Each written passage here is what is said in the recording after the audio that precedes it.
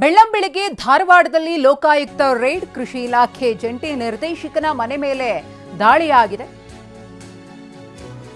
ರಾಜಶೇಖರ ಬಿಜಾಪುರ ನಿವಾಸದ ಮೇಲೆ ದಾಳಿ. ಸದ್ಯ ಬೆಳಗಾವಿ ವಿಜಿಲೆನ್ಸ್ ವಿಭಾಗದ ಜಂಟಿ ನಿರ್ದೇಶಕ ಮನೆ, ಖಾಸಗಿ ಕಚೇರಿ, ಫಾರ್ಮ್ ಹೌಸ್ ಮೇಲೆ ದಾಳಿಯನ್ನು ಮಾಡಲಾಗಿದೆ. ಬೆಳ್ಳಂಬೆಳಗ್ಗೆ ಆಗಿರುವಂತಹ ದಾಳಿ ಇದು. ಗಮನಿಸ್ತಾ ಇದ್ದೀರಿ, ರಾಜಶೇಖರ್ ಅವರ ನಿವಾಸ ಇದು.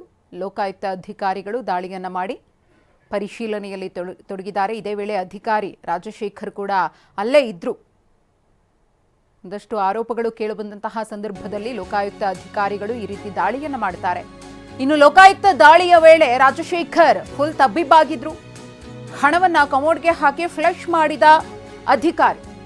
ಸುಮಾರು 50,000 ಫ್ಲಶ್ ಮಾಡಿದ್ದಾರೆ ರಾಜಶೇಖರ್. ಅರ್ಧ ಗಂಟೆ ಪೊಲೀಸರನ್ನ ಹೊರಗಡೆ ಕಾಯಿಸಿದ್ರು. ಬಳಿಕ ಬಾಗಿಲು ತೆಗೆದಿದ್ರು ಅಧಿಕಾರಿ ರಾಜಶೇಖರ್.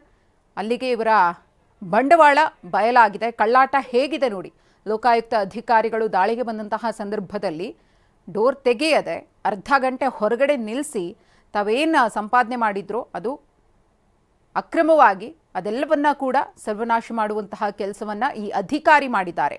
ಕೃಷಿ ಇಲಾಖೆಯ ಜಂಟಿ ನಿರ್ದೇಶಕ ರಾಜಶೇಖರ್ ಅವರ ನಿವಾಸದ ಮೇಲೆ ಆಗಿರುವಂತಹ ಲೋಕಾಯುಕ್ತ ದಾಳಿ.